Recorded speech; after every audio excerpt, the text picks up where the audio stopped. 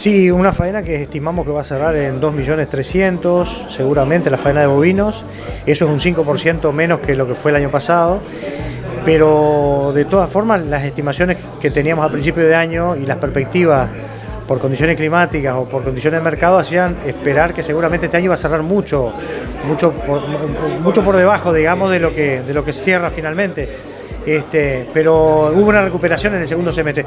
Recordemos que tuvimos un primer semestre bastante embromado con las condiciones de sequía que hicieron que la faena cayera como un 20% o más, pero hubo una recuperación en el segundo semestre, obviamente de la mano de alguna lluvia y también de una presencia importante del corral.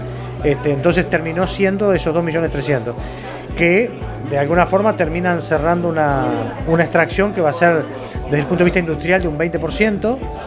Si a eso le sumamos lo que va a ser la exportación en pie de este año, que va a andar cerca de los 300.000 cabezas, va a completar 2.600.000 por esta vía, y eso va a andar en un 23% de extracción, lo cual nos parece que termina siendo un valor que está por encima del promedio de lo que ha sido los últimos años. Es decir, no fue tan malo el año de esa perspectiva, ¿no?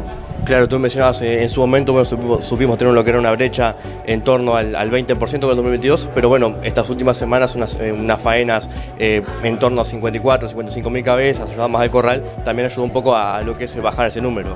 Sí, hubo una faena en el segundo semestre que recupera por el lado del corral el tema de los novillos, pero también recupera mucho el tema de las vacas.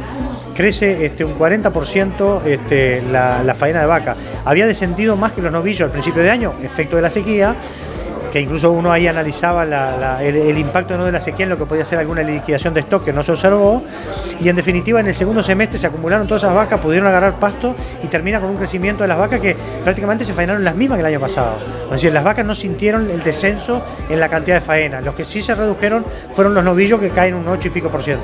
Bien, ¿qué pasa si miramos lo que es la participación del corral dentro de la faena, mirando en la proporción tanto en novillos como en vaquillonadas?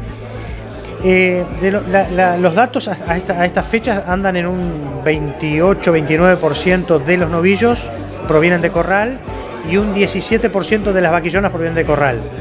Todo el corral significa el 16% de la faena. Digo, esas son un poco la realidad.